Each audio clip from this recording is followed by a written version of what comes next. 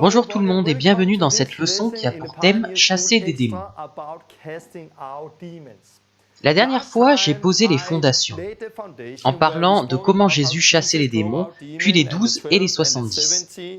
Et que maintenant c'est pour quiconque croit, et ces signes suivent ceux qui croient. En mon nom, ils chasseront les démons. Cette fois, je vais développer cela et être un peu plus pratique. Nous verrons quelques exemples dans Acte 8 où il est question de Philippe en Samarie. Les esprits impurs poussaient des cris et sortaient des gens. Et les boiteux étaient guéris et marchaient. Nous croyons que Jésus est le même aujourd'hui et c'est ce que nous devrions expérimenter aujourd'hui. Dans cette leçon, je montrerai plusieurs vidéos. En voici une de Hanovre en Allemagne il y a quelques jours où vous voyez ceci. Cette femme est venue me voir, le démon a commencé à crier et regardez ce qui s'est passé.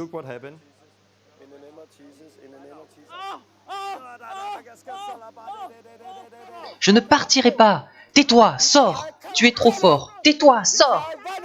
Je pars. Ah! Sors maintenant, je t'ordonne de la quitter.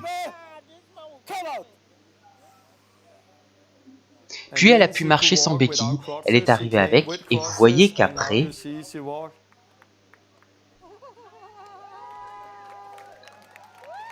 Et il y avait une grande joie dans la ville, comme nous le lisons dans Acte 8. Nous allons regarder Acte 19 à propos de différentes choses, puis nous essayerons de rassembler tout cela.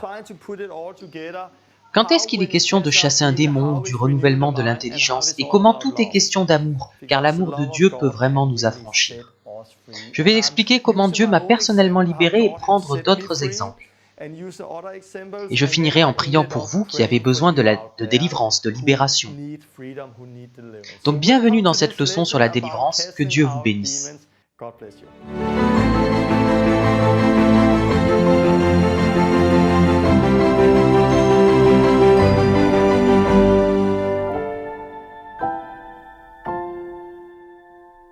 Bonjour tout le monde, nous sommes de retour avec de nouvelles leçons sur la délivrance. La dernière fois, j'ai parcouru les choses que vous voyez derrière moi.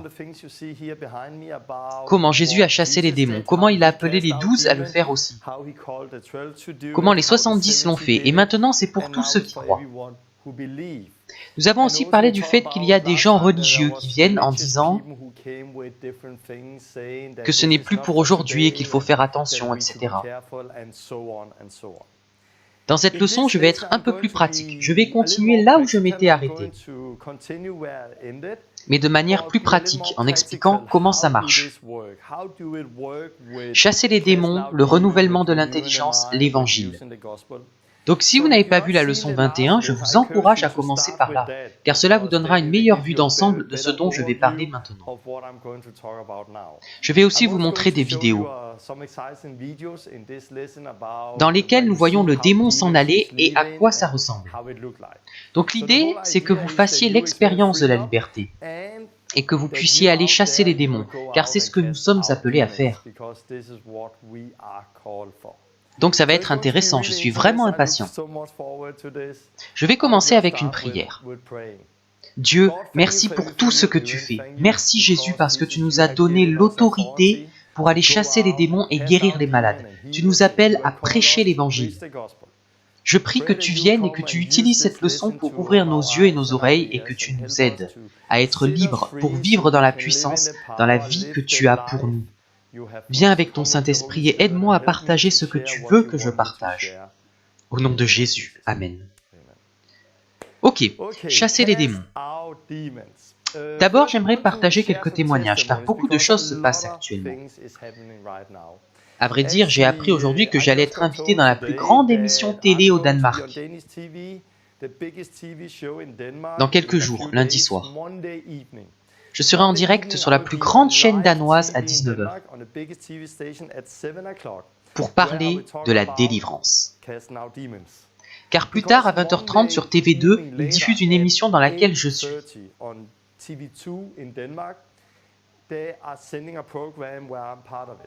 Et dans cette émission, il est aussi question de la délivrance. Car il y a quelques mois, un animateur m'a contacté et m'a suivi dans la rue. Il voulait voir comment nous faisons lorsque nous allons prier pour les gens dans la rue. Et quand nous faisons des délivrances. Car les gens en parlent aujourd'hui. C'est bizarre pour eux. Est-ce que les démons existent vraiment? À quoi ça ressemble quand les gens sont délivrés? Donc lundi soir, tada, émission en direct. Et plus tard, je serai dans cette autre émission. Je voudrais juste vous montrer un extrait de l'émission en direct. Ce sera diffusé à la télévision danoise. C'est une vidéo dans laquelle on me voit dans la rue il y a quelques mois. Nous étions dans la rue et il y avait une femme qui nous regardait. Et je lui ai demandé si on pouvait prier pour elle. Elle a accepté et elle est venue vers nous. Je lui ai demandé quel était son problème. Elle avait de l'asthme. Et elle avait été opérée 2 fois au cœur.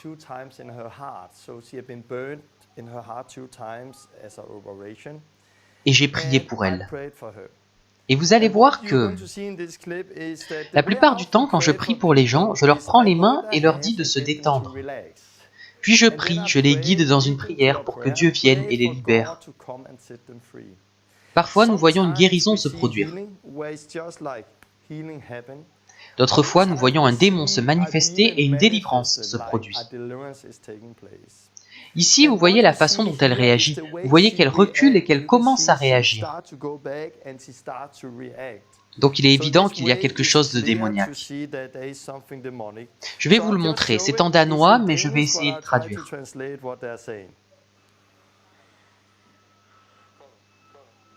Pars maintenant, pars maintenant. Pars maintenant, pars maintenant. Vous voyez qu'elle réagit, elle recule et quelque chose se passe.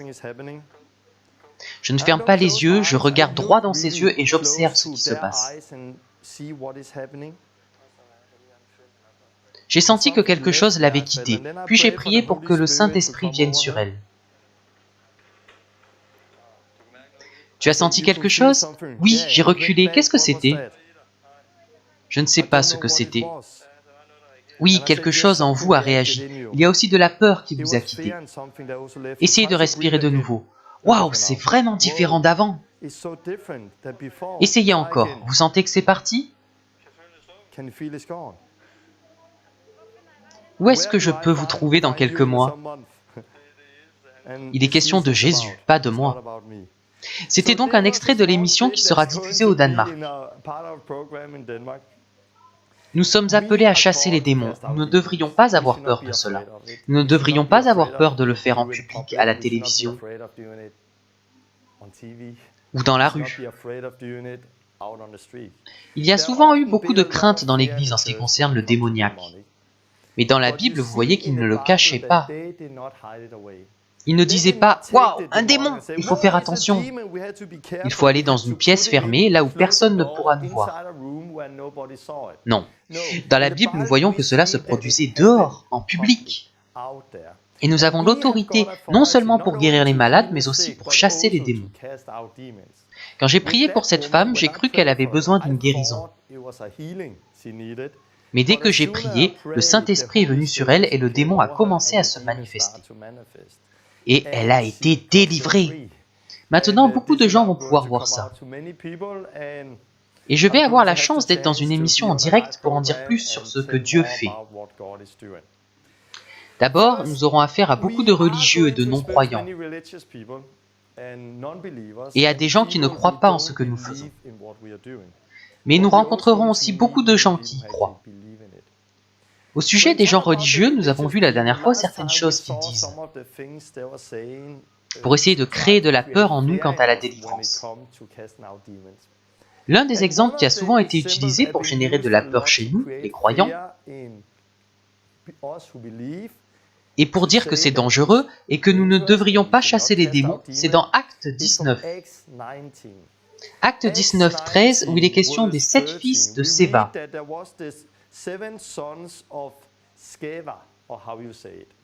Nous lisons ici que quelques exorcistes juifs ambulants essayèrent de prononcer le nom du Seigneur Jésus. sur ceux qui avaient des esprits mauvais. Puis nous lisons ce qui s'est passé. Le démon a répondu, « Je connais Jésus et je sais qui est Paul, mais vous, qui êtes-vous » Alors l'homme qui avait l'esprit mauvais en lui se jeta sur eux, les maîtrisa tous et les maltraita, de telle sorte qu'ils s'enfuirent de cette maison nus et blessés. Versets 15 et 16.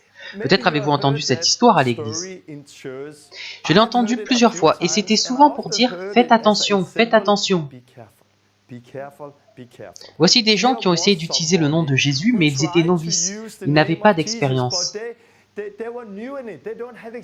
Donc le démoniaque leur a sauté dessus, les a frappés, et ils ont dû s'échapper à moitié nus.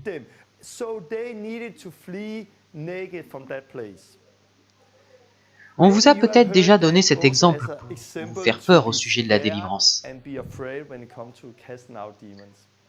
Mais ceci ne parle pas de quelqu'un qui est né de nouveau.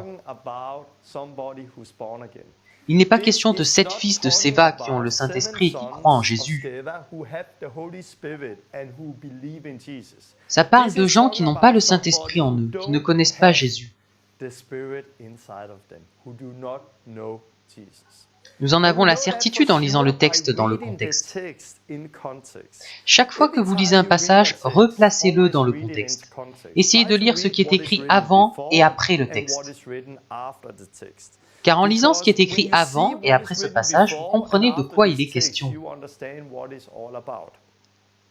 Après que les 7 fils s'enfuirent à moitié nus, nous lisons ceci. Cela, l'histoire des 7 fils, fut connue de tous les habitants d'Éphèse, juifs et non-juifs. La crainte s'empara de tous et on célébrait la grandeur du nom du Seigneur Jésus. Acte 19, 17.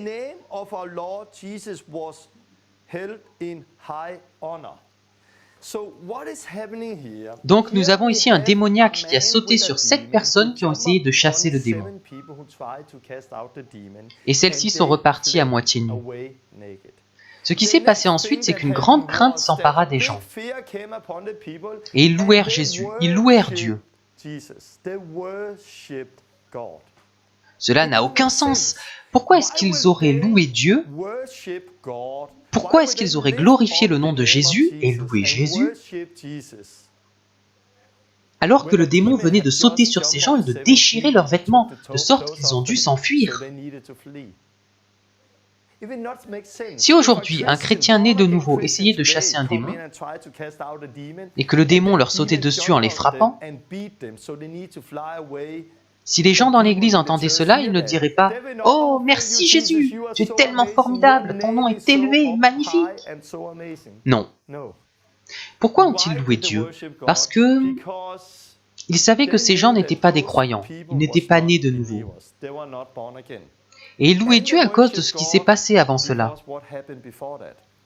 Car quelques versets plus haut, nous lisons ceci. Dieu faisait des miracles extraordinaires par l'intermédiaire de Paul, au point qu'on appliquait sur les malades des linges ou des mouchoirs qui avaient touché son corps. Les maladies les quittaient et les esprits mauvais sortaient d'eux. Acte 19, 11 à 12. Donc, que lisons-nous juste avant? Nous lisons que Dieu faisait des miracles extraordinaires à travers Paul. Il prenait des vêtements qu'il avait portés, qu'il avait touchés. Ils allaient vers des malades et des démoniaques, et dès qu'ils posaient ces linges sur eux, les démons sortaient. Que s'est-il passé ensuite? Ces 7 fils qui étaient exorcistes, qui ont essayé de chasser un démon, mais qui ne connaissaient pas Jésus, ont vu les miracles opérés par Paul. Donc ils ont essayé de chasser le démon au nom de Jésus que Paul prêchait.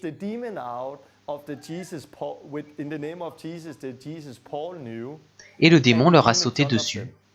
Et les gens ont vu la différence entre cette alternative New Age, des non-croyants qui essayent de chasser un démon, et la vraie vie à travers Paul. Et quelle a été la conséquence de cela? Le nom de Jésus a été élevé et Beaucoup de croyants venaient reconnaître publiquement ce qu'ils avaient fait. Un grand nombre de ceux qui avaient pratiqué la magie apportèrent leurs livres et les brûlèrent devant tout le monde. Actes 19-18. Donc ici, nous voyons l'histoire complète. La conclusion, ce n'est pas que nous devrions avoir peur de chasser les démons, car ce ne sont pas des croyants nés de nouveau. La conclusion, c'est que par le nom de Jésus, nous avons l'autorité. Et les gens ont vu la puissance par les mains de Paul. Puis certaines personnes qui pratiquaient la sorcellerie ont essayé d'utiliser le nom de Jésus. Mais cela n'a pas bien marché. Et les gens ont vu la différence entre ces gens qui pratiquaient la sorcellerie et la vraie vie. Et que s'est-il passé? Beaucoup d'entre eux sont venus ensuite confesser ce qu'ils avaient fait et ont apporté leurs livres et les ont brûlés en public. Pour quelle raison? Pourquoi travailler avec la sorcellerie quand on peut avoir la chose authentique? Pourquoi travailler avec de faux dieux alors qu'on a le nom de Jésus, alors que Jésus est vivant? Nous voyons la même chose aujourd'hui. Quand on commence à voir la puissance de Dieu, à voir comment le Saint-Esprit travaille, les gens apportent leurs objets et les brûlent en public. Les gens détruisent leurs objets. Ils ne veulent plus avoir affaire à la sorcellerie. C'est ce que nous avons vu en Allemagne il y a quelques semaines. Nous avons visité une famille à Berlin. C'était la deuxième fois que nous allions là-bas. Et nous avons vu des démons sortir des gens. Des nouvelles personnes sont venues et elles ont été délivrées. Elles sont tombées et le démon est parti. Et elles ont alors été guéries et délivrées. Cette famille avait aussi beaucoup de choses liées à la sorcellerie, comme dans Actes 19. Donc ils ont rassemblé toutes ces choses. Et vous voyez qu'ils avaient beaucoup d'idoles. Et qu'est-ce qu'ils ont fait? Ils ont tout détruit. Voici donc avant, après. C'était comme ça. Et puis ils ont tout détruit. Pourquoi? Parce qu'ils ont vu la vraie vie. Ils ont vu de quoi il s'agissait. Et c'est ce que nous devons faire aujourd'hui. Nous devons voir la puissance de Dieu. Nous ne devrions pas avoir peur de chasser des démons. Ici, Paul l'a fait publiquement, dans la rue. Il y a des gens qui ont été délivrés de démons. Il y a des gens qui ont vu cela et qui ont essayé de faire la même chose, mais ils n'ont pas réussi. Car il y a seulement de la puissance dans le nom de Jésus. Et le résultat de cela, c'est que beaucoup se sont repentis. Pourquoi? Car les gens recherchent l'authentique. Donc qu'est-ce que nous voyons? Jésus a chassé les démons, il a appelé les 12 à le faire, puis les 70, et maintenant c'est pour tous ceux qui croient, c'est pour vous et moi. J'aimerais apporter un autre exemple de la Bible, dans le livre des Actes, avec Philippe. Livre des Actes, chapitre 8. Nous lisons ceci à propos de Philippe. Philippe descendit dans la ville de Samarie et il prêcha le Christ. Acte 8, 5. Et nous devons faire la même chose, proclamer Christ. Mais nous savons que le royaume ne consiste pas en paroles seulement, mais aussi en puissance. Donc, les foules tout entières étaient attentives à ce que disait Philippe.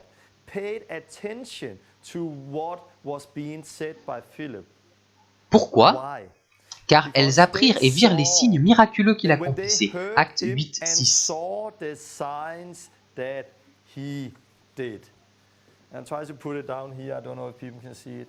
C'est ce que nous lisons ici. Voici les signes qui accompagneront ceux qui auront cru. En mon nom, ils chasseront les démons. Ils imposeront les mains aux malades et ceux-ci seront guéris. Marc 16, 17 à 18. C'était un signe, comme je l'ai dit la dernière fois, qui accompagnait ceux qui croyaient. Et qu'avons-nous vu? Philippe est sorti et les gens ont tous écouté ce qu'il disait. Pourquoi? Parce qu'ils ont vu les signes qu'il avait faits. Et Philippe n'était pas l'un des 12 ni l'un des 70. C'était un type rempli de l'esprit, comme vous et moi devrions l'être. Quels signes ont-ils vus? Car des esprits impurs sortaient de beaucoup de démoniaques en criant d'une voix forte.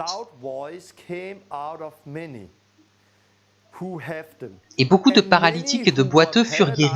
Et il y eut une grande joie dans cette ville. Acte 8, 7 à 8. Voilà ce qu'on lit à propos de Philippe. Il est arrivé en Samarie, et ces signes accompagnent ceux qui croient. Donc les gens ont écouté Philippe. Il n'a pas parlé comme un pharisien, il n'a pas seulement utilisé des mots, mais on voyait le Saint-Esprit, on voyait comment l'Esprit de Dieu travaillait à travers Philippe. Donc ils écoutaient, ils ont vu les signes. Quels signes? Ceux qui accompagnent ceux qui croient. Beaucoup de démoniaques furent délivrés et beaucoup de boiteux furent guéris. Et nous voyons ici qu'ils sortaient en poussant des cris. C'est souvent ce qu'il se produit. Croyons-nous vraiment, comme je l'ai déjà dit dans les 20 leçons, croyons-nous vraiment que Jésus est le même hier, aujourd'hui et éternellement? Si vous pensez que oui, alors vous pensez aussi que le Saint-Esprit est le même hier, aujourd'hui et éternellement. Et le livre des Actes n'est pas un livre sur les 12 premiers apôtres. C'est un livre dans lequel vous avez un aperçu du journal de l'Église primitive. Comme je l'ai dit dans la leçon 3 de la Pioneer School. Donc le livre des Actes nous donne un aperçu de la façon dont l'Église primitive fonctionnait. Et si le Saint-Esprit est le même, nous devrions voir la même chose aujourd'hui. Nous ne devrions pas seulement sortir guérir les malades, nous devrions aussi sortir chasser les démons. Parfois ça se fait calmement, parfois avec de grands cris. Parfois les boiteux marchent et les malades sont guéris. Et nous aspirons à voir la même chose. Nous avons vu comme un aperçu de cela quelques semaines auparavant à Hanovre en Allemagne. Je veux que vous voyiez cette vidéo, elle est vraiment incroyable. Nous faisons une réunion en plein air en Allemagne et pendant cette réunion,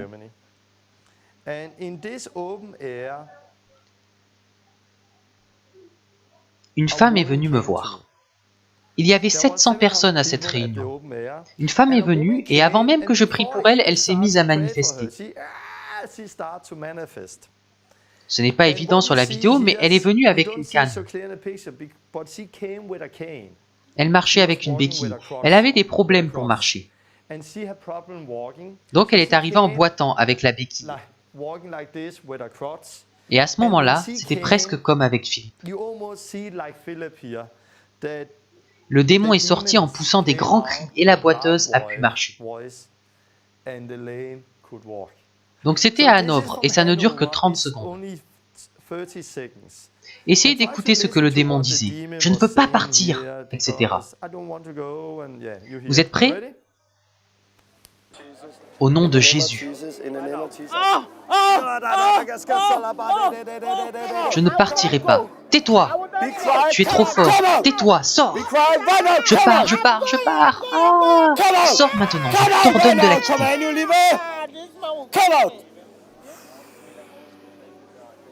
Ok, lève-toi. Essaye de marcher. C'est comment maintenant?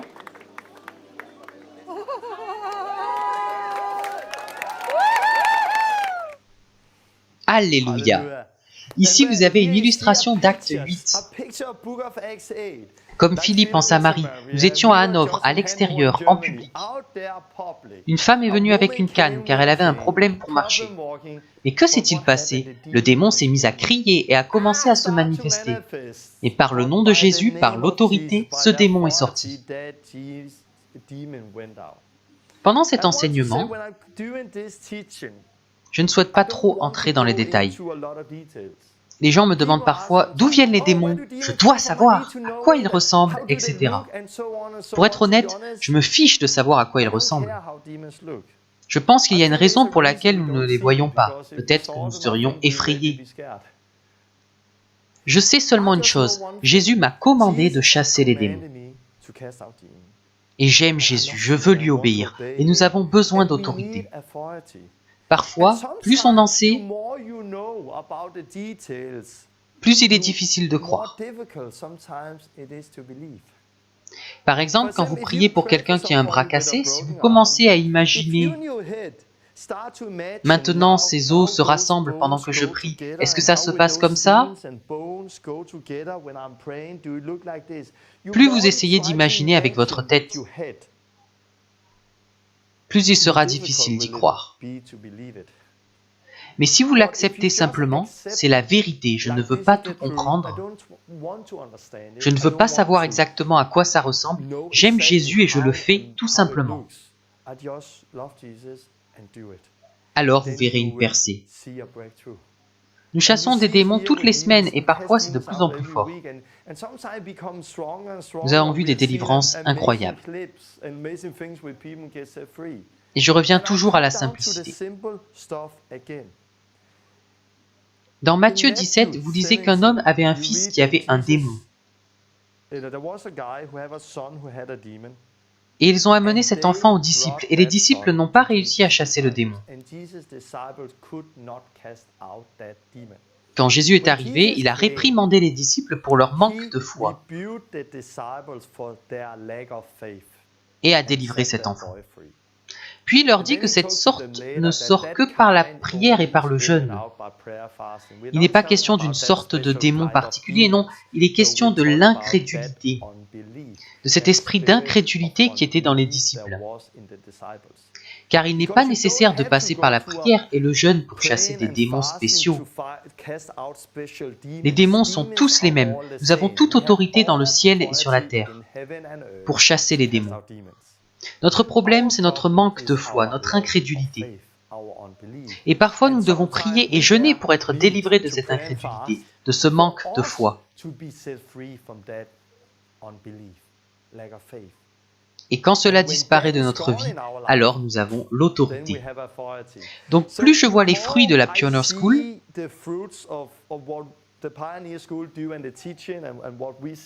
plus j'en reviens à la simple foi. Vous n'avez pas besoin de connaître tous les détails, vous devez juste prendre autorité et le faire. Sachez que Jésus est mort sur la croix, il a la victoire. Il est ressuscité, il est allé au ciel et il a envoyé son Saint-Esprit ici-bas. Maintenant, c'est nous qui sommes envoyés à la place de Christ, comme son corps, pour continuer le travail. Il a toute autorité dans le ciel et sur la terre et il nous a donné cette autorité, afin que nous puissions sortir, au nom de Jésus, chasser les démons, guérir les malades et proclamer le royaume de Dieu. Et c'est cette simple foi que j'espère transmettre par cet enseignement. Question. Les chrétiens peuvent-ils avoir des démons? C'est une question qui revient très souvent. C'est intéressant car si nous allons voir dans Luc la première délivrance de Jésus, c'était dans une synagogue. C'est dans une synagogue qu'il a chassé le premier démon, dans une église. Donc il est allé dans une synagogue et là-bas, un homme avec un esprit impur a commencé à manifester et Jésus a chassé l'esprit. Nous voyons la même chose aujourd'hui. Il y a des gens dans les églises qui manifestent, qui ont des démons. Quand les gens disent que les chrétiens ne peuvent pas avoir de démons, je pense qu'ils ne savent pas ce qu'est un démon et ce qu'il cause. Je ne vais pas entrer dans les détails, mais dans Luc 11, j'en ai parlé la dernière fois, vous lisez que Jésus chassa un démon qui était muet. Lorsque le démon fut sorti, le muet se mit à parler, et la foule fut dans l'admiration. Luc 11, 14.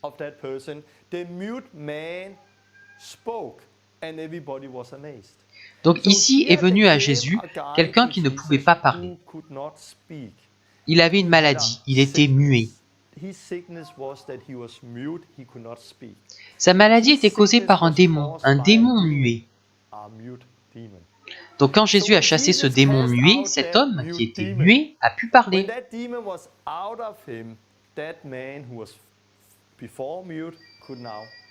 Il était guéri. Donc dans ce cas, vous voyez que le démon l'empêchait de parler. Il y a d'autres maladies qui sont causées par des démons. Ça peut être la surdité, le mutisme. Jésus a guéri un aveugle en chassant un démon. Donc dans son cas, c'était un démon qui avait causé la maladie. Je ne dis pas que c'est la même chose à chaque fois, car nous lisons aussi que Jésus a guéri un autre aveugle, mais sans chasser un démon. Il a juste imposé les mains sur lui et celui-ci a retrouvé la vue. Mais imaginez que ceci est un démon muet. Je suis un non-croyant et j'ai un démon muet en moi, donc je ne peux pas parler. Ou alors j'ai un démon aveugle et je ne peux pas voir, ou j'ai un esprit impur, ou j'ai un démon qui me paralyse, ou autre chose. Que se passe-t-il si nous croyons que les chrétiens ne peuvent pas avoir de démons? Alors nous croyons qu'à la seconde où quelqu'un devient chrétien, né de nouveau, le démon le quitte. Et par conséquent, il est guéri. Mais voyons-nous cela dans l'Église aujourd'hui? Voyons-nous que lorsque les gens viennent à Christ, la maladie les quitte immédiatement? On ne voit pas cela dans beaucoup d'endroits. Je pense que ça devrait être comme ça, et on le voit de plus en plus. Quand les gens sont baptisés en Christ, les démons partent et ils sont guéris, ils sont délivrés. Donc on le voit de plus en plus. Je viens juste de partager un témoignage sur 37 personnes qui ont été baptisées il y a quelques jours, avec un Italien. Il y avait des gens qui avaient des troubles de l'alimentation et d'autres maladies. Lorsqu'ils sont sortis de l'eau, ils ont été délivrés et guéris. Donc on le voit de plus en plus, mais ce n'est pas quelque chose que nous avons l'habitude de voir dans les églises. Dans les églises, nous voyons beaucoup de malades. Donc nous voyons aussi beaucoup de malades qui ont des démons.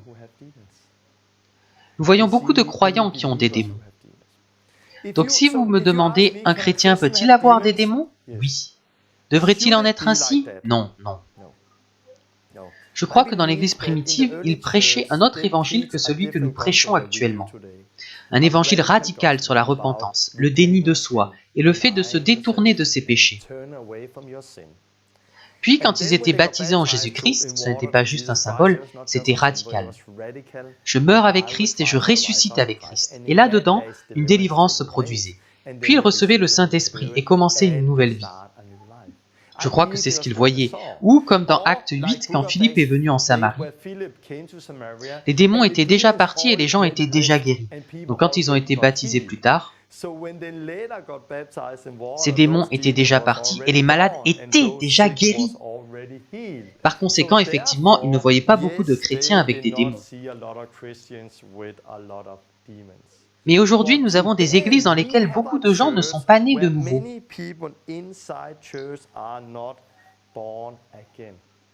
Ils ne sont pas vraiment nés de nouveau, ils n'ont pas compris la repentance, le baptême d'eau et le Saint-Esprit. Donc est-ce que je crois que les chrétiens devraient avoir des démons? Non. Je ne crois pas que les chrétiens devraient divorcer et se remarier encore et encore. Je ne crois pas que les chrétiens devraient vivre dans le péché. Je ne crois pas qu'ils devraient poursuivre la richesse et vivre leur propre vie. Non, je ne crois pas que les chrétiens devraient faire ceci et cela.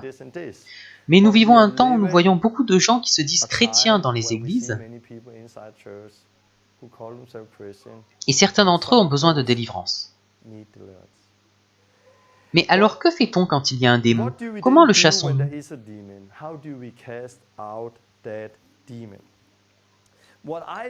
Parfois, ça vient automatiquement. Vous commencez à parler à quelqu'un et immédiatement, vous voyez qu'il y a un démon.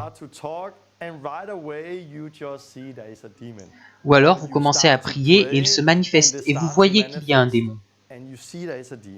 Donc quand vous voyez qu'il y a un démon, vous le chassez, simplement. D'autres fois, on ne sait pas s'il y a un démon ou pas, et je vais en parler. D'abord, je vais vous montrer une vidéo. C'était il y a quelques jours, ici, à Aalborg. Nous avions un Kickstart. Il y a quelques jours, j'ai choisi quelques personnes pour montrer comment prier, comme nous le faisons souvent, et pour montrer comment parler aux gens. J'étais avec une femme et je lui expliquais que lorsqu'on aborde les gens, on sourit, on se détend. On ne fait pas comme ça. Ah! Vous souriez gentiment et vous leur demandez « Excusez-moi, puis-je vous parler ?»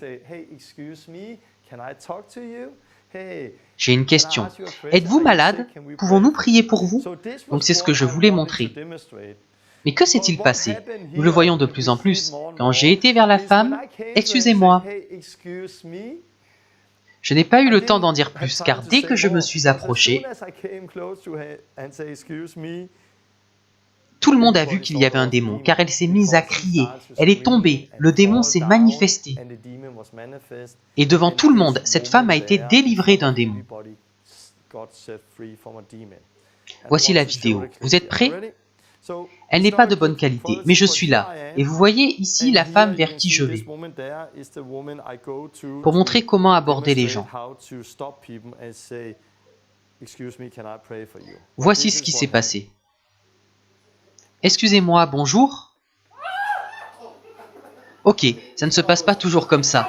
Sors! Pars, pars, pars, pars, pars, pars maintenant, au nom de Jésus. Et là, il y a eu des fausses langues et différentes choses. Puis c'est parti.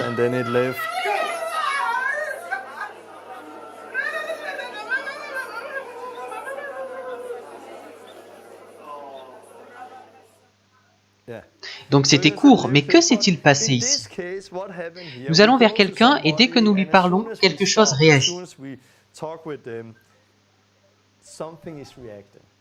Je dirais que plus nous vivons avec Jésus et nous approchons de lui, plus nous reconnaissons l'autorité que nous avons et plus nous verrons cela.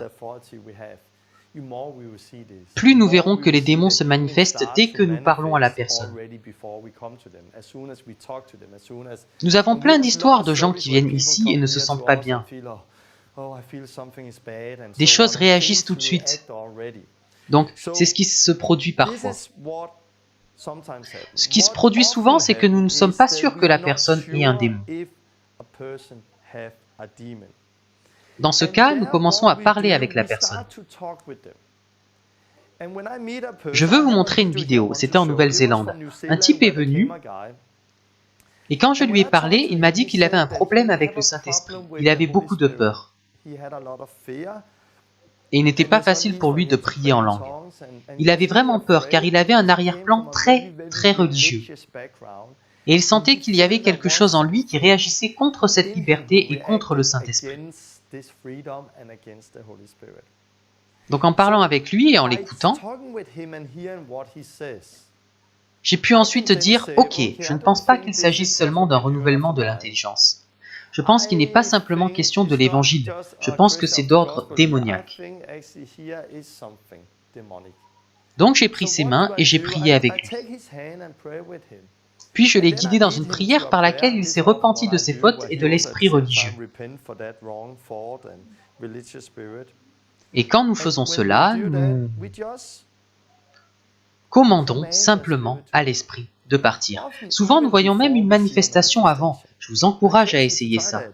Priez pour eux, puis dites « Esprit, sors, sors, sors ! Esprit religieux, je te commande !» Comme Jésus ici, cet homme avait un problème, il était muet. Donc il a ordonné à l'esprit muet de partir. Si quelqu'un me dit « j'ai un problème de dépression », je dirais « esprit de dépression, pars maintenant ». S'il y a un problème avec la peur, esprit de peur, sors maintenant. S'il y a un problème avec une maladie qui se déplace dans le corps, esprit de maladie, sors maintenant. Cet homme avait un problème, la religion, la peur et d'autres choses, donc j'ai dit, esprit religieux, esprit de peur, je t'ordonne de partir maintenant. Quand vous faites cela et parlez, parlez, parlez, quand vous prenez autorité et commencez à parler à ce problème, ce démon, il commence à réagir.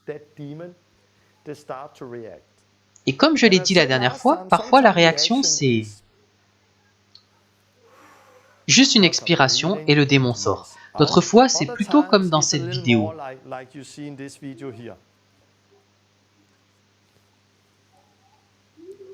Sors maintenant, au nom de Jésus. Sors, esprit, sors, sors. Donc vous voyez, je prends simplement autorité et je lui ordonne de partir. Sors au nom de Jésus. J'ai senti que quelque chose a été enlevé et je me suis senti libre, j'ai senti la paix de Dieu à nouveau.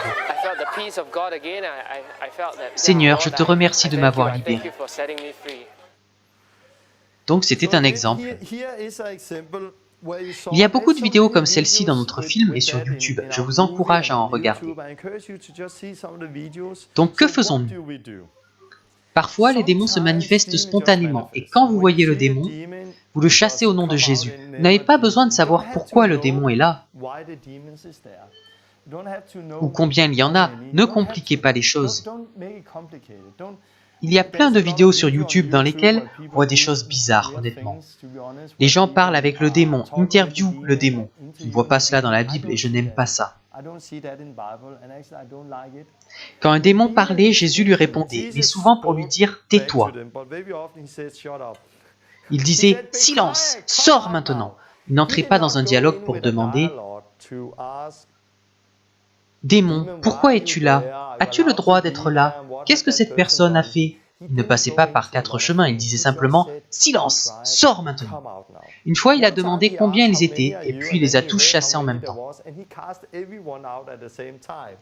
Mais il n'est jamais rentré dans un dialogue, et je pense que le problème aujourd'hui, c'est que nous ne pouvons pas croire les démons. Les démons sont des menteurs. C'était différent quand Jésus a demandé combien ils étaient. Car Jésus était le Fils de Dieu, il savait la vérité, il sait tout, on ne peut pas mentir à Jésus. Mais on peut nous mentir à nous, car nous ne connaissons pas toute la vérité. Jésus connaît la vérité, il est la vérité, pas nous. J'ai vu des vidéos sur YouTube où des enseignants interrogent le démon. Pourquoi es-tu entré? D'où viens-tu? Etc. Je n'aime pas ça, car je ne crois pas à ce que disent les démons. Premier point. Un autre point, si nous commençons à parler avec le démon, nous oublions qu'il y a une personne derrière cette délivrance. Et pour elle, c'est quelque chose de fort que de sentir le démon parler à travers elle. J'ai rencontré des gens qui ont parlé avec un démon et qui ont fait durer la délivrance très très longtemps.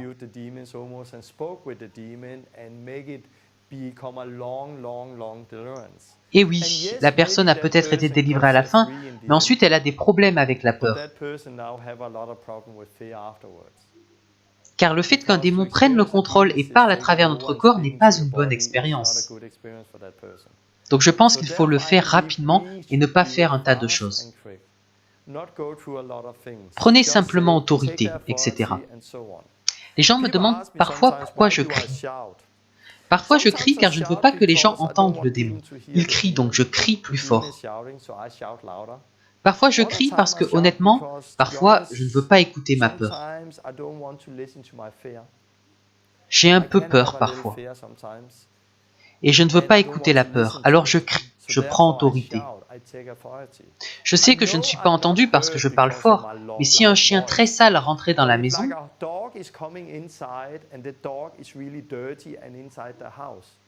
vous ne diriez pas « Peux-tu sortir, s'il te plaît ?» Le chien n'obéirait pas, mais si vous dites « Sors maintenant, dehors !» le chien comprend que vous êtes sérieux. C'est la même chose avec les démons. Si vous dites juste « Démon, sors, s'il te plaît », le démon n'écoute pas. Mais si vous dites « Démon, sors !» vous n'avez pas besoin de crier, mais vous pouvez le dire avec autorité, afin que ce démon comprenne qu'il doit partir. Avant de continuer, il y a une autre question qu'on me pose. Qu'en est-il du retour des esprits impurs? Dans Matthieu 12, Jésus dit que si un esprit impur sort d'une personne,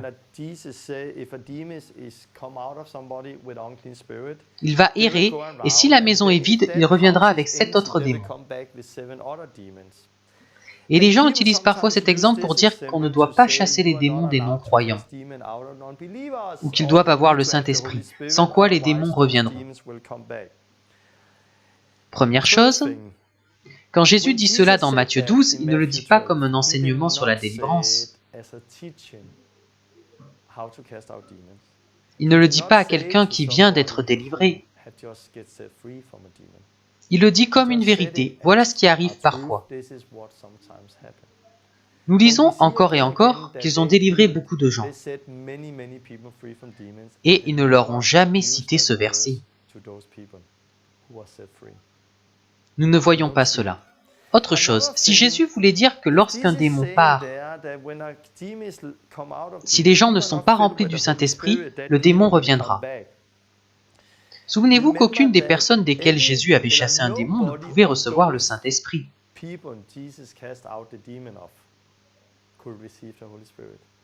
Aucune. Car il n'y avait pas de Saint-Esprit sur terre à l'époque où Jésus y marchait. Donc quand il chassait les démons, certaines personnes ont dû attendre peut-être 3 ans avant de pouvoir recevoir le Saint-Esprit. Donc Jésus chassait ces démons tout en sachant qu'ils ne pouvaient pas recevoir ou ne recevraient pas le Saint-Esprit.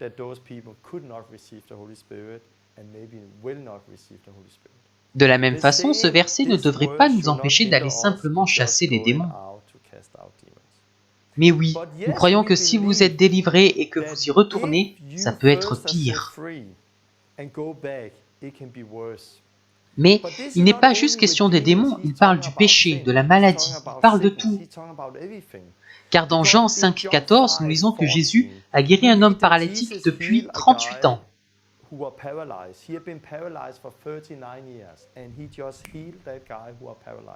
Jésus ne lui a rien dit, il a simplement guéri. Plus tard, il l'a rencontré dans le temple et il lui a dit «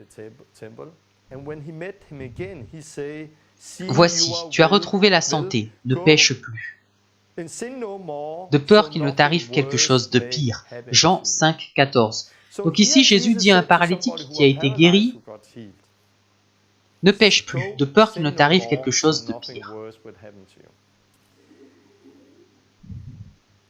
Ce que nous sommes appelés à faire, c'est de guérir les malades et de chasser les démons.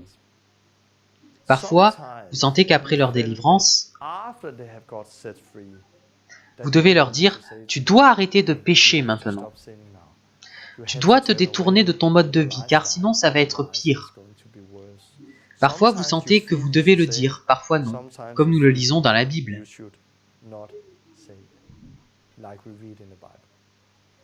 Donc, rassemblons tout ça. Nous avons dit que Jésus a chassé les démons. Les 12 et les 70 l'ont fait. Et ces signes accompagnent ceux qui croient. Nous avons vu que Philippe était l'un de ces croyants. Et les gens écoutaient ce qu'il disait quand ils ont vu les signes qui le suivaient. Quels étaient les signes? Beaucoup de démoniaques étaient délivrés et beaucoup de malades étaient guéris. C'est la même chose pour vous et moi aujourd'hui. Nous avons autorité. Vous n'avez pas besoin de savoir beaucoup de choses. Vous devez juste savoir que Jésus l'a accompli à la croix et que vous pouvez le faire. Vous n'avez pas besoin de savoir pourquoi le démon est là, combien il y en a. Vous n'avez pas besoin de rentrer dans les détails. Si vous rencontrez quelqu'un qui commence à réagir et que vous savez qu'il y a un démon, prenez simplement autorité et commandez au démon de partir. Parfois, c'est comme ça. Et vous voyez, vous savez qu'ils sont libres. Dans d'autres cas, ils se détendent. Et vous n'êtes pas sûr, alors vous leur demandez « Comment ça va? Tu te sens libre ?»« Oui » ou « Non, je sens qu'il y a encore quelque chose. »« Ok, nous allons continuer à prier. » Puis vous priez et vous lui commandez de partir. Donc, on nous a donné l'autorité pour chasser les démons. Nous n'avons pas besoin de demander la permission. Nous le faisons simplement. Cela dit, tout n'est pas démoniaque, comme je l'ai dit la dernière fois. Les démons, nous chassons, la pensée, nous renouvelons. Nous ne chassons pas la pensée et nous ne renouvelons pas le démon. Nous chassons le démon et renouvelons la pensée. Et parfois, ce n'est pas assez. Parfois, nous avons vraiment besoin de l'Évangile. Je vais essayer de rassembler tout ça et d'expliquer comment je procède. Si un démon se manifeste après que vous ayez parlé avec quelqu'un ou prié pour une maladie, vous prenez simplement autorité et vous le chassez. Quand les gens vous demandent « Peux-tu prier pour moi? J'ai un problème. »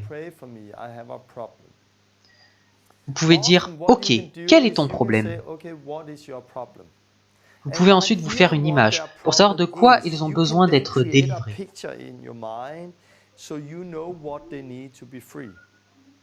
Par exemple, si quelqu'un vous dit « J'ai vraiment un problème avec la pornographie, j'en ai regardé beaucoup sur Internet et je suis accro.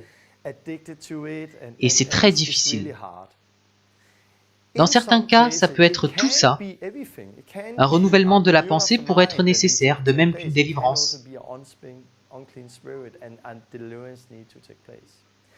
Si je rencontre un cas comme ça, ma première question sera l'Évangile. T'es-tu repenti? Ou est-ce que tu vis dans beaucoup d'autres péchés?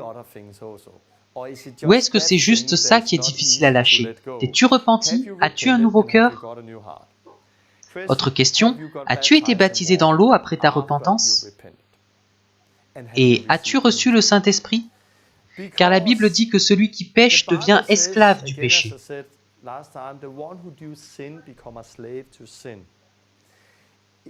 Il a regardé beaucoup de pornographie sur Internet et il en est devenu esclave. Ce dont il a besoin, c'est, bien sûr, de se repentir, mais il a aussi besoin d'ensevelir l'ancien corps.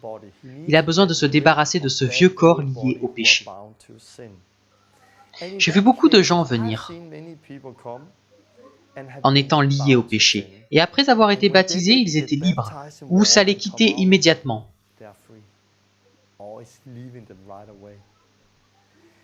Donc je demanderai, qu'en est-il de ça, ça et ça? Et s'il dit, je me suis repenti, j'ai été baptisé, j'ai le Saint-Esprit, je parle en langue, alors je dirai, ok, prions et voyons ce qui se passe. Puis je prendrai ses mains et le guiderai dans une prière de repentance. Je ne sais pas si c'est un esprit ou si c'est juste un renouvellement de la pensée. Donc je travaille avec tout en même temps. Donc je le guide dans une prière de repentance. Et dès qu'il a prié et demandé pardon, je vais parler comme s'il y avait un démon. Je dirai, esprit impur, sors, je te commande de partir maintenant. Pars maintenant, pars maintenant. J'ordonne à cet esprit, esprit impur, esprit d'addiction, esprit de pornographie, je te l'ordonne, sors de lui. Quitte-le maintenant. Et je parlerai comme s'il y avait quelque chose. Souvent, après 10-15 secondes,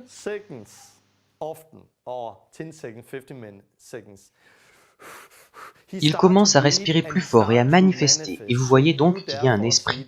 Puis vous commandez jusqu'à ce qu'il tousse et que l'esprit sorte.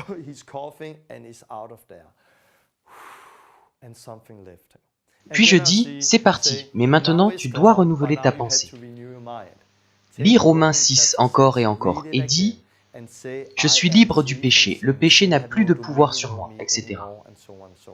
Voilà comment je procéderai avec lui. Si je prie pour lui mais qu'il n'y a aucune manifestation, alors je dirai, ok, je ne crois pas qu'il y ait un démon, car nous avons autorité. J'ai parlé et il ne s'est rien passé.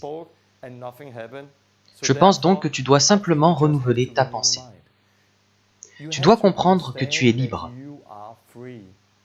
Puis je l'encouragerai à lire Romains 6 et à prier jusqu'à ce qu'il comprenne de quoi il s'agit. Et alors il fera l'expérience de la liberté. Un autre exemple. Une femme me dit, j'ai des troubles de l'alimentation. Ok.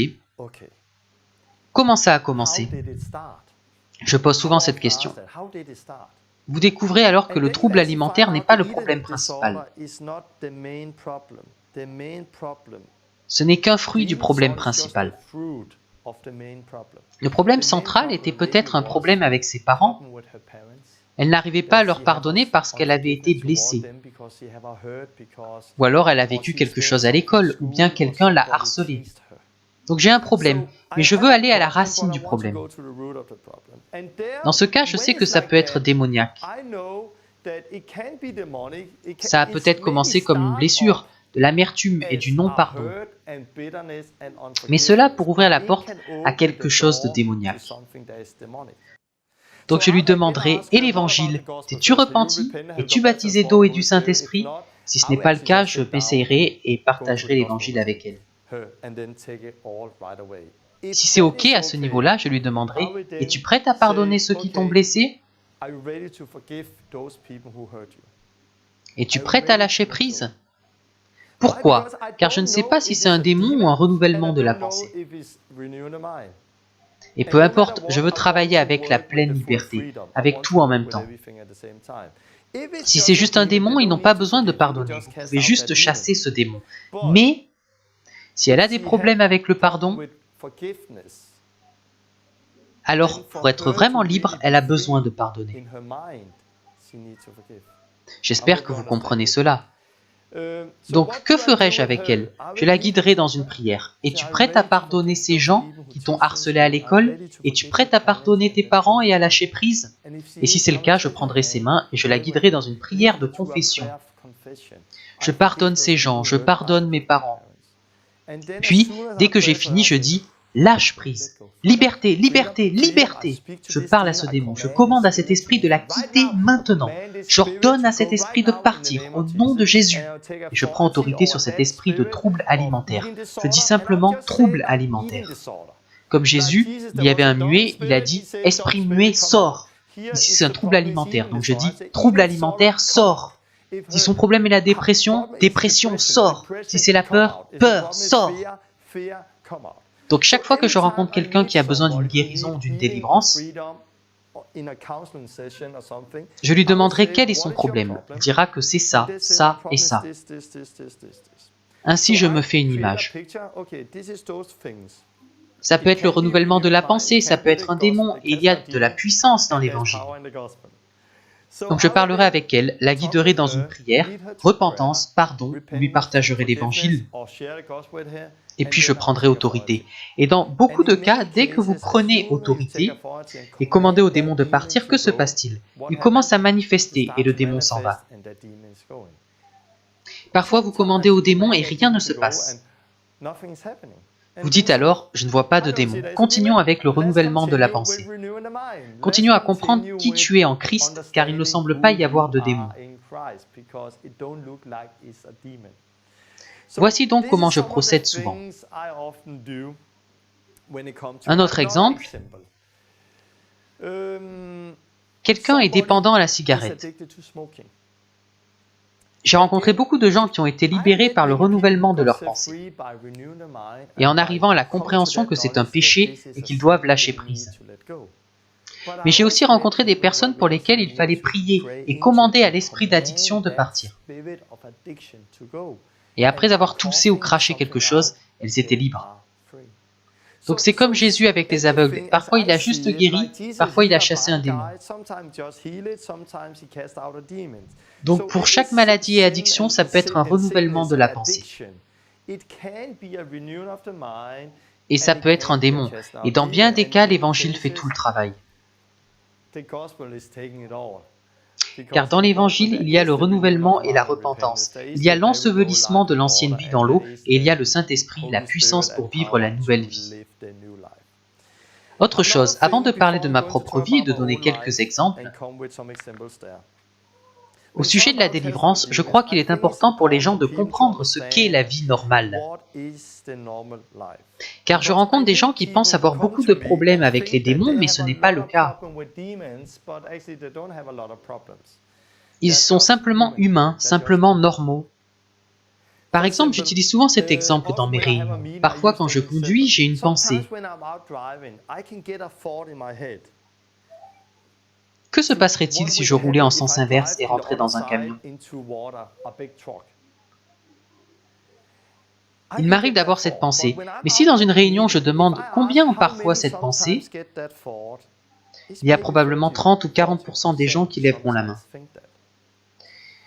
Ce n'est pas un problème majeur pour moi, ni pour la plupart des gens, car nous savons que quand une pensée arrive, oh, laisse tomber. Car nous savons que nous n'allons pas le faire, et nous sommes libres de ne pas le faire. Mais il y a des gens qui ont si peur des démons, et qui voient des démons partout, que lorsqu'ils ont cette pensée, ils vont de réunion en réunion en demandant la prière. J'ai des attaques, j'ai des démons, priez pour moi, aidez-moi, j'ai cette pensée. Et ils pensent qu'ils ont de graves problèmes, mais non, ils sont simplement humains. Car nous vivons dans un monde dans lequel nous avons des problèmes et certaines pensées, et dans lequel nous serons tentés. Mais la liberté, ce n'est pas de ne pas être tenté, c'est d'être libre de ne pas faire ce qui nous tente. Donc qu'est-ce que la vie normale pour un chrétien? Certains pensent que la vie chrétienne est comme ça. Vous commencez votre marche chrétienne et youhou, c'est très facile. Il n'en est pas ainsi. C'était peut-être comme ça avant que vous deveniez chrétien. Mais après, je dirais que ça ressemble plutôt à ça. Voici à quoi ressemble ma vie. Je subis des attaques, puis une grande attaque, puis une percée, puis une série d'attaques, une grande attaque et une percée. Et je pense que notre vie de chrétien ressemble souvent à cela. Imaginez que je sois sur un lit d'hôpital et que l'électrocardiogramme affiche ceci. Bip. Si l'électrocardiogramme affiche ceci, je suis mort.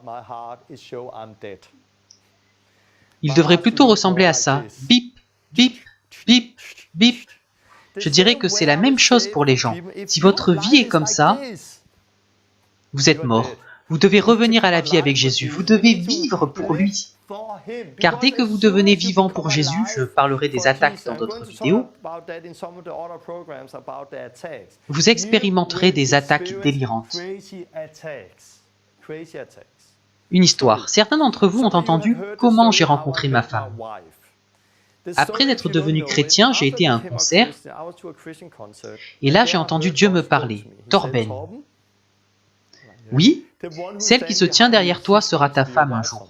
Je me suis retourné, je l'ai vue et j'ai su que c'était ma femme, celle que Dieu avait pour moi. Je lui ai seulement souri puis je suis rentré à la maison. Sur le retour, j'ai dit à mon ami « Hey, je viens de rencontrer ma femme !» Je ne sais pas son nom, ni son âge, ni d'où elle vient, mais Dieu m'a dit que cette fille en robe sera ma femme un jour. Je suis rentré à la maison et j'ai dit « Dieu, tu dois nous réunir, je ne sais pas où elle vit. » 3 mois plus tard, il nous a réunis et aujourd'hui, nous sommes mariés depuis 20 ans et avons 3 enfants. Voilà pour faire court, et beaucoup ont entendu cette histoire.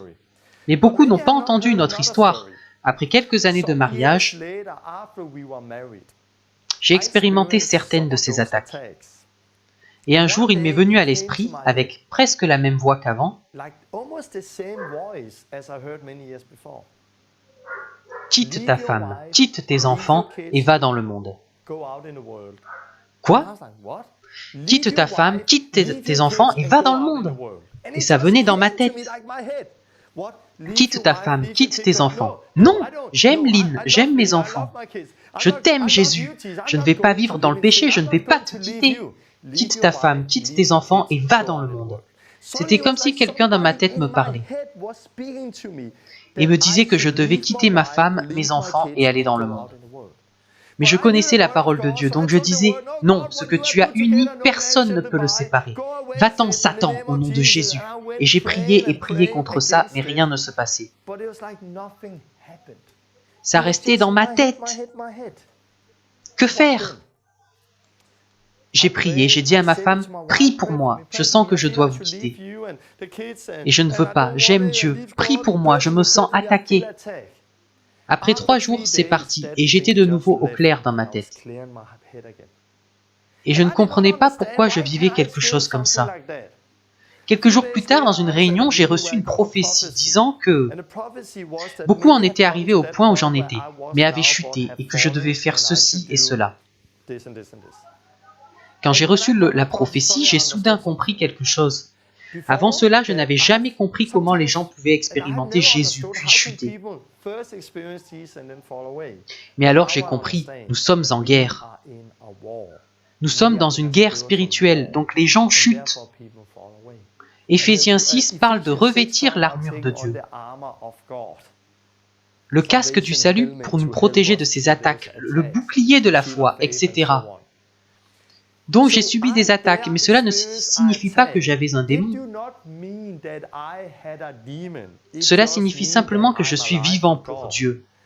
Ça ne veut pas dire que je dois courir les réunions. Priez pour moi, j'ai un démon en moi. Non, ce n'est pas une attaque de l'intérieur, mais de l'extérieur. Certaines personnes pensent qu'elles ont plein de démons, mais ce n'est pas le cas. Elles se focalisent simplement sur les mauvaises choses.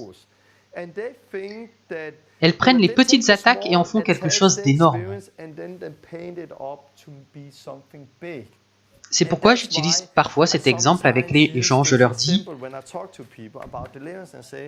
Allons, c'est normal que votre vie ressemble à ça. Ça ne signifie pas que vous avez des démons. C'est juste que vous faites un nouveau pas de foi. Dieu est avec vous et Satan vous hait.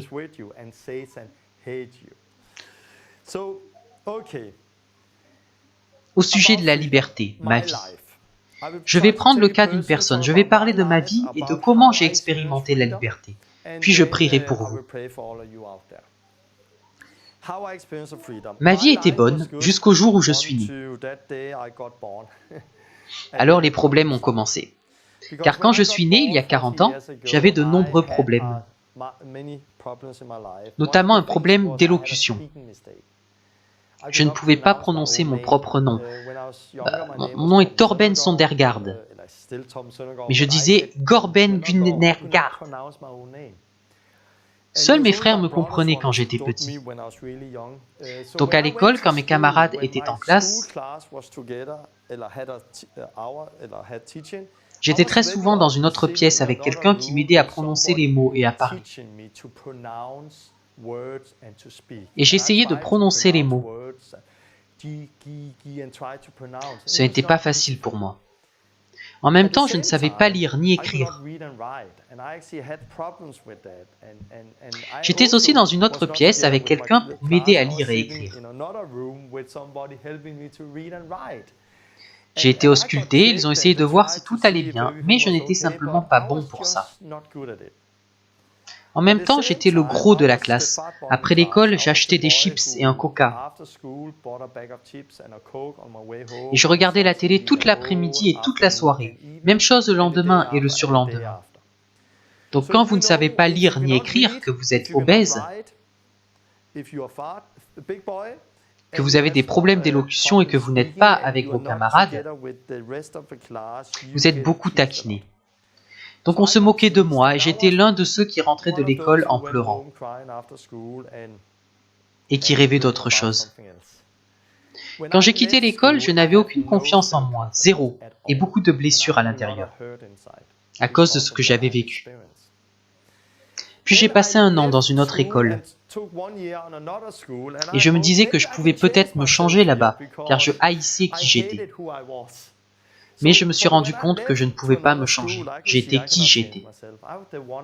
Je ne pouvais pas changer qui j'étais. Donc les choses anciennes sont revenues. On a recommencé à se moquer de moi et ce n'était pas facile pour moi. À cette époque, j'avais 15-16 ans. Et ma mère comptait beaucoup pour moi. J'étais le chéri à sa maman, car elle me comprenait et elle était bonne envers moi. Elle m'aimait beaucoup. Mon père était un homme bien, mais il travaillait beaucoup. Il avait son entreprise. Donc je n'avais pas de relation intime avec lui. Donc ma mère était tout pour moi. Ce qui s'est passé ensuite, c'est que ma mère, quand j'avais 16 ans, a eu une attaque. Et elle a été paralysée. Elle était presque mourante. Donc j'ai subitement perdu ma mère et quand je l'ai revue, elle était chauve dans un lit d'hôpital. Et ça a fait quelque chose en moi, ça m'a vraiment blessé à l'intérieur. Je me souviens qu'à 16 ans, j'étais seul avec elle dans sa chambre d'hôpital. Elle était paralysée et elle avait un respirateur artificiel. Elle a voulu parler un peu, elle a essayé de retirer ce respirateur artificiel.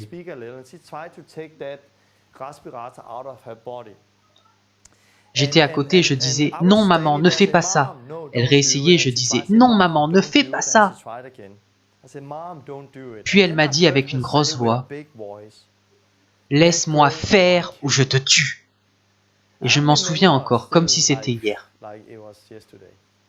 Quand elle a prononcé ces paroles, c'est comme si un couteau m'avait transpercé et tué. Quelque chose s'est brisé en moi. Elle est restée à l'hôpital pendant 1 an et demi et pendant cette période, j'ai été beaucoup blessé.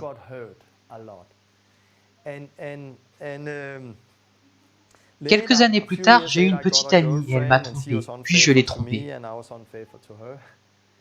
Et j'ai été blessé à cause de ce que nous avions fait. Donc à 18 ans, je n'avais aucune assurance. J'avais du mal à lire et à écrire. J'avais juste lu un petit livre de toute ma vie. J'ai été beaucoup blessé par ce qui s'est passé avec ma mère et j'ai construit un mur autour de moi. Car quand vous êtes blessé, vous construisez un mur pour vous protéger et ne pas être blessé à nouveau.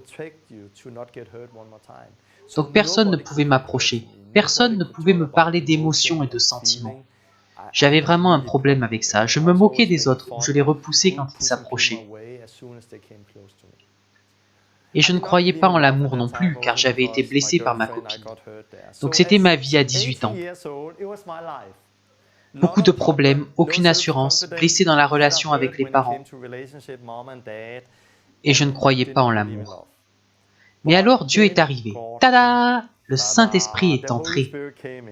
Et quand le Saint-Esprit, quand Dieu est entré, j'ai su que rien n'est impossible à celui qui croit.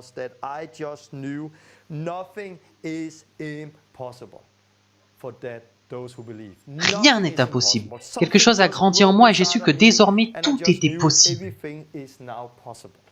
C'est la première chose que j'ai vécue. Deuxième chose, par l'Évangile, j'ai été délivré d'un esprit de mort.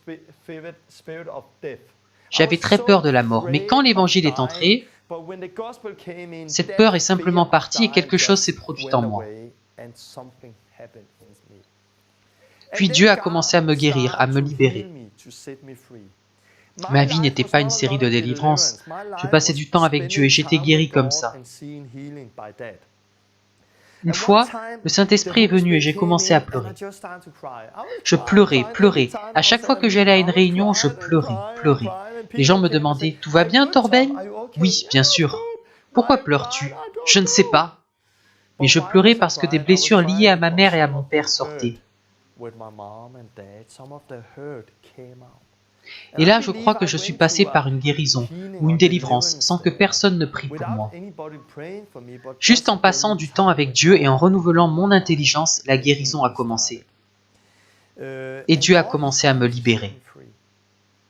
Une chose qui m'a aussi vraiment rendu libre, c'est l'amour. Car j'ai vu qu'il n'est pas juste question de l'évangile, de guérir les malades et de chasser les démons, mais aussi de l'amour. Et les gens ont besoin d'expérimenter l'amour, l'amour de Dieu et l'amour de l'Église. Dans mon cas, après avoir rencontré ma femme, Lynn, j'ai rencontré mon beau-père, qui est devenu mon père spirituel. C'était un type formidable, qui avait une église de maison. Donc il est devenu mon père spirituel quand je suis né de nouveau. Il m'a aidé et il était beaucoup là au début. Quand je les ai rencontrés, ils m'ont emmené chez des amis. Et je me souviens, j'étais jeune dans la foi, je suis arrivé là-bas et il y avait un type costaud. Et j'ai fait comme ça pour dire bonjour. Mais quand j'ai tendu la main pour dire bonjour, il a dit « Salut !» et il m'a fait un gros câlin. Je suis resté comme ça pendant qu'il me prenait dans ses bras. C'était tellement inhabituel pour moi. Ensuite, j'étais assis et je regardais cet homme. Qui est-il? Il m'a touché. Il m'a pris dans ses bras. C'était vraiment bizarre car je n'y étais pas habitué. On ne se touchait pas dans notre famille, on ne se faisait pas de câlins. On ne parlait pas beaucoup d'amour ni d'émotion. Je n'étais pas habitué à cela. Quand il m'a pris dans ses bras, c'était bizarre, mais c'était aussi... Bon, je sentais que j'avais besoin de ça. J'avais besoin d'un homme fort dans ma vie, qui serait comme un père et me donnerait un câlin. Et Dieu a commencé à me guérir. Et ce que je vois, c'est que beaucoup de gens ont des problèmes à cause de leurs parents. Ou parce qu'ils ont un manque à ce niveau-là. Ils ont des soucis car ils n'ont pas eu de mère qui pouvait leur donner ce dont ils avaient besoin. Une mère est supposée créer de la sécurité, de la sérénité en vous.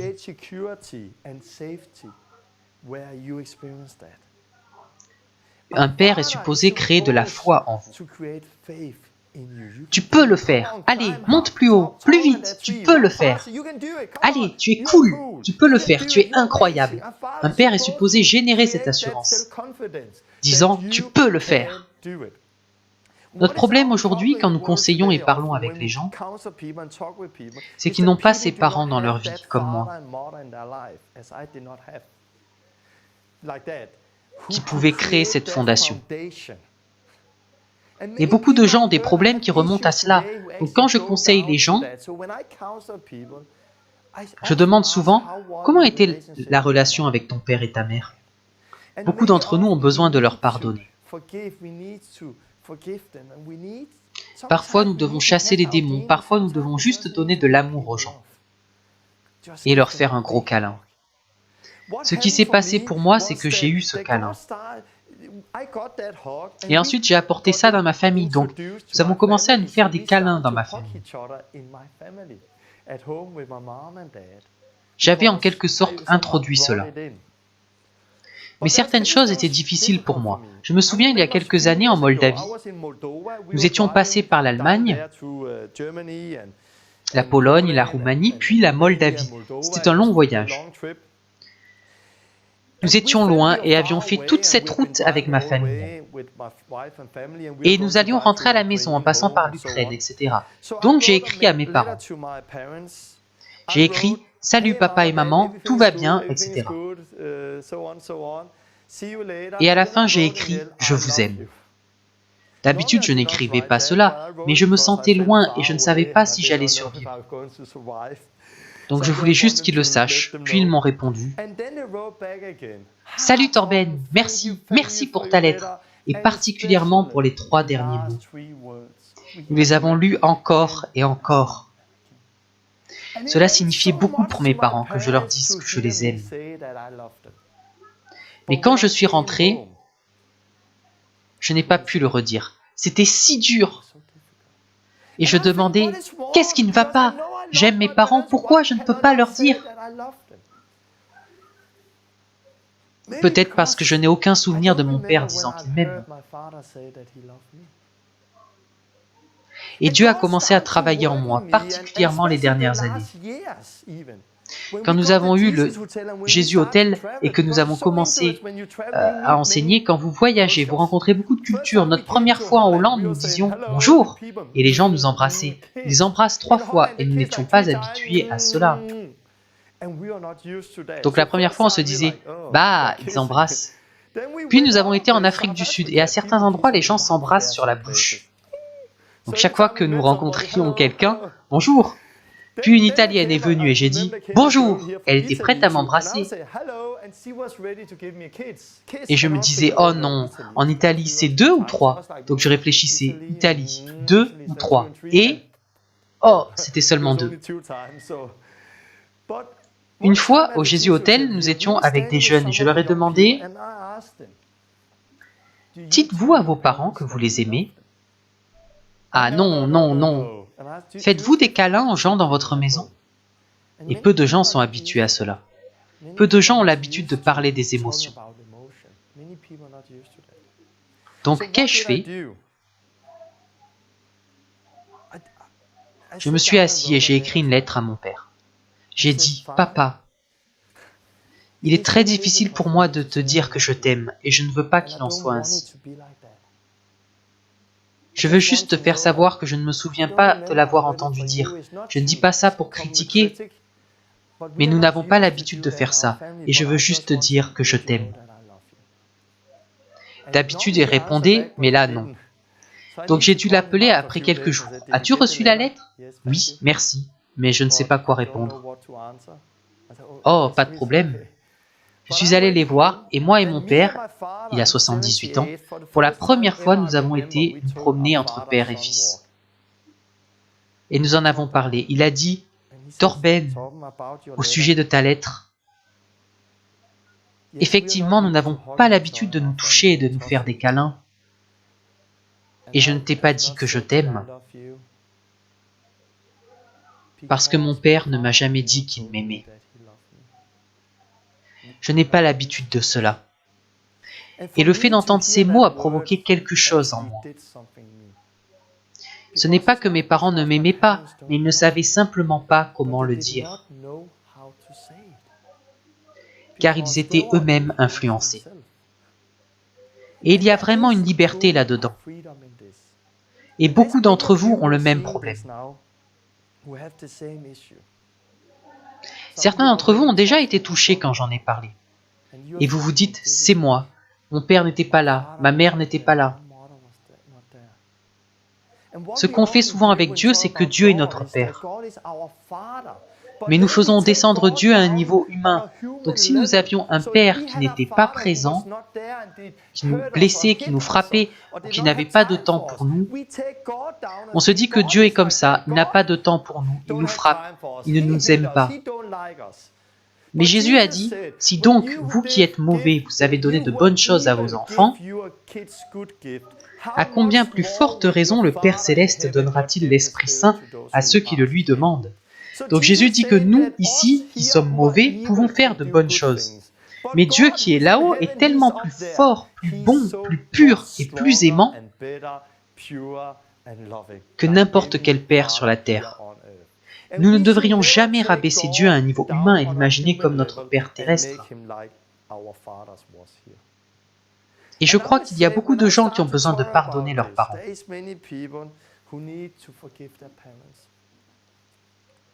Oui, mais ils m'ont blessé, ils ne m'ont pas donné ce dont j'avais besoin. Oui, pardonne-les. Il y a tellement de puissance dans le pardon.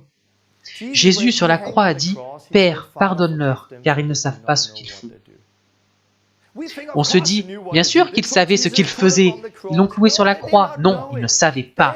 Ces Romains qui ont cloué Jésus sur la croix n'étaient pas libres. Ils étaient influencés par les Romains, par la peur, et par énormément de mensonges. Ils ne savaient pas qui était vraiment Jésus, sinon ils n'auraient pas fait ça. Donc ils l'ont fait en étant influencés par d'autres. C'est la même chose avec votre mère, votre père. Donc ils l'ont fait en étant influencés par d'autres, avec les gens qui nous ont fait du mal à l'école, qui se sont moqués de nous, qui nous ont volés, etc. Nous pouvons les pardonner. Pourquoi? Car ils ne savaient pas ce qu'ils faisaient.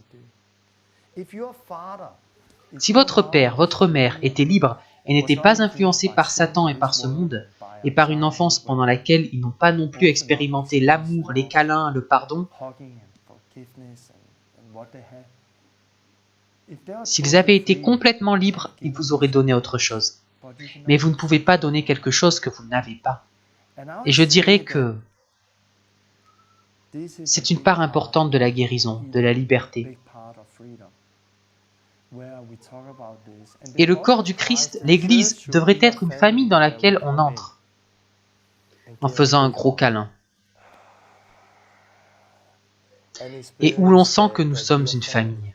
Nous ne sommes pas membres d'une église, nous sommes une famille, nous nous aimons.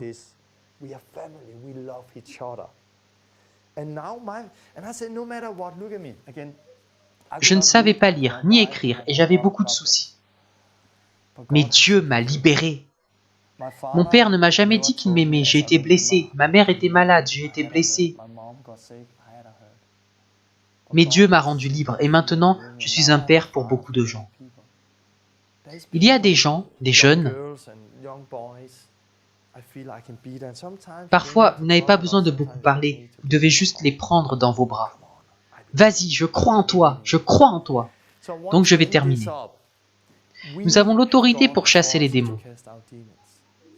Quand c'est un démon, nous n'avons pas besoin de savoir beaucoup de choses, nous devons juste le chasser. Mais parfois ce n'est pas une délivrance qu'il nous faut. Parfois c'est un renouvellement de notre intelligence. Parfois c'est l'évangile, mais très souvent c'est juste l'amour. L'amour couvre une multitude de péchés. Expérimentez la famille, l'amour. Si je rencontre quelqu'un et que je parle de ces choses, je lui dis souvent « Qui es-tu? Quel est ton bagage? Qu'est-ce qui a fait ce que tu es ?» Maintenant que tu as entendu l'enseignement, quelle est ton histoire? Certains diront « Oh, j'ai des problèmes avec ma mère, mon père. » Ou « J'ai perdu un ami il y a quelques années, je souffre encore. » Ou « J'ai été harcelé à l'école et ça a ouvert la porte à quelque chose. » Ou « Je vivais dans un grand péché et je n'ai jamais réussi à lâcher prise. » Ou j'ai un problème avec une maladie, avec ci et ça. Après avoir entendu leur histoire, vous saurez alors s'il faut commencer avec l'Évangile ou avec une délivrance, ou avec un renouvellement de l'intelligence. Ou peut-être que c'est tout ça en même temps. Peut-être qu'ils ont juste besoin de pardonner leurs parents. Alors nous prions pour eux et nous commandons à toute blessure, tout esprit de non-pardon de partir. Puis ils pleurent et nous les prenons dans nos bras. Il y a la liberté et la guérison là-dedans. Très souvent, nous l'avons fait ici avec les étudiants, j'ai parlé de ça. Et il y a des gens qui se sont effondrés en pleurant.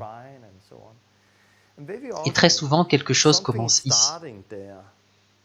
Par exemple, quand ma mère est tombée malade, je n'ai pas pu pleurer pendant des années. Mais quand le Saint-Esprit est venu, j'ai pleuré, pleuré, pleuré. Cette guérison a pris plusieurs mois, il a fallu du temps pour que tout sorte. Comment savons-nous qu'une personne est vraiment libre? Ce n'est pas toujours facile à voir. Parfois on peut se demander « Eh, peut-être que j'ai besoin de plus de liberté ». On ne se focalise pas sur notre problème, mais sur la bonne chose à faire. Mais parfois les choses font surface et alors on s'en occupe, on prie pour ça. Et on voit ce qui est nécessaire, l'évangile, chasser un démon, renouveler l'intelligence ou autre chose. J'espère que vous avez tiré quelque chose de cet enseignement. Ce n'est pas facile à faire quand je ne sais pas qui vous êtes, qui écoute. Si vous étiez en face de moi, ce serait beaucoup plus facile.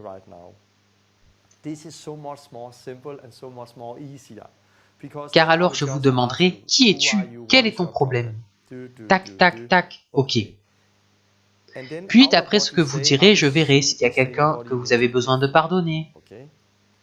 S'il y a une chose pour laquelle vous devez vous repentir. Avez-vous été baptisé d'eau? Avez-vous reçu le Saint-Esprit? Si ce n'est pas le cas, voici quoi faire. Puis je vous conduirai dans une prière en prenant vos mains et en vous faisant vous détendre. Je dirai une prière avec vous et vous confesserez peut-être après moi. Dieu, je viens à toi. Je prends mes parents et je te les remets. Je te remets cette douleur. Je me repens et je demande pardon pour mes péchés. J'ai péché, j'ai besoin de ton pardon, j'ai besoin que tu me libères. Libère-moi de cet esprit de dépression, etc. Puis je prierai, après avoir dit Amen, je dirai Saint-Esprit, maintenant c'est à toi. Et puis je parlerai, je m'adresse à cette douleur, pars maintenant. Non, pardon avec la mère, le père, pars maintenant. Esprit de non-pardon, pars maintenant. Esprit de dépression, pars maintenant. Esprit d'infirmité, pars maintenant. Je parle à cet esprit de trouble alimentaire, quitte-la. Je parle, je parle, je parle. Et souvent il se passe quelque chose. Gardez les yeux ouverts pour voir les manifestations. Parfois vous voyez qu'ils partent, parfois vous n'êtes pas sûr, alors vous leur demandez. Et puis vous demandez au Saint-Esprit de les remplir. La meilleure chose à faire, c'est d'essayer. Le pire, c'est de dire « Oh non, c'est trop compliqué ». Faites-le simplement. Commencez et vous apprendrez en faisant. Ok, prochaine leçon dans quelques semaines. Je vais d'abord en Israël et en Jordanie pour des réunions, puis nous ferons la prochaine leçon. Et si vous avez des questions sur cette leçon, je peux y répondre dans la prochaine. J'espère que vous en avez tiré quelque chose. Je vais terminer en priant pour vous. Maintenant que vous avez écouté cela, j'aimerais prier pour vous. Êtes-vous malade? Posez la main sur la partie malade. Si vous avez le cœur blessé, posez votre main dessus. Je vais prier avec vous. Et si vous avez besoin de pardonner des gens qui vous ont blessé, alors c'est une décision. Décidez dans votre cœur que vous voulez pardonner maintenant. Et priez avec moi. Je les pardonne immédiatement. Je pardonne mes parents. Ce qu'ils ont fait, ce qu'ils n'ont pas fait. Je lâche prise sur cette douleur. Je prends tout ça et je te le remets, Jésus. Puis je prierai que Dieu, le Saint-Esprit, vienne. Si vous avez besoin de plus, allez sur notre carte et trouvez quelqu'un près de chez vous. car c'est souvent quelque chose qui nécessite de prendre le temps de s'asseoir et parler. Et vous avez besoin de quelqu'un près de chez vous pour le faire, ou vous pouvez venir à un séminaire, etc. Je vais prier. Dieu, merci pour cet enseignement, merci pour ce que tu fais. Merci car il y a la liberté en toi, Jésus. Je prie pour ces gens qui regardent. Dieu, je prie pour la liberté pour vous maintenant, au nom de Jésus. Toutes les blessures au cœur relatives à la mère, au père, aux personnes qui m'ont harcelé à l'école, toutes les blessures dues à des mauvaises expériences, je parle à cette blessure, à cet esprit de non-pardon. J'ordonne à cet esprit de non-pardon de partir maintenant, immédiatement, au nom de Jésus. Je parle à cette blessure, pars maintenant. Je parle à cette maladie, cet esprit impur. Je te l'ordonne, quitte cette personne maintenant. Je proclame la liberté et la vie au nom de Jésus. Démon, je te l'ordonne, pars maintenant. Esprit impur, pars maintenant. Esprit d'infirmité, pars maintenant, au nom de Jésus. Je m'adresse à toi, esprit de dépression, esprit de peur, pars maintenant, au nom de Jésus. Je commande la liberté au nom de Jésus. Et Dieu, je te demande de venir avec ton Saint-Esprit maintenant. Viens avec ton Saint-Esprit maintenant et remplis cette personne. Viens avec ton Saint-Esprit, Seigneur. Et s'ils ont besoin de l'Évangile, s'ils ont besoin de se repentir et d'être baptisés, alors Saint-Esprit, convainc-les que c'est ce dont ils ont besoin. Ouvre leurs yeux, Seigneur. Je prie qu'ils expérimentent la même liberté que moi et des milliers d'autres ont expérimenté en toi. Alors viens, Saint-Esprit, parle-leur, touche-les maintenant, au nom de Jésus. Amen. J'espère que vous en avez tiré quelque chose. Je sais que c'était long, beaucoup d'informations. N'hésitez pas à revoir cet enseignement pour vraiment le comprendre et vous en imprégner. À la prochaine. Que Dieu vous bénisse. Bye bye.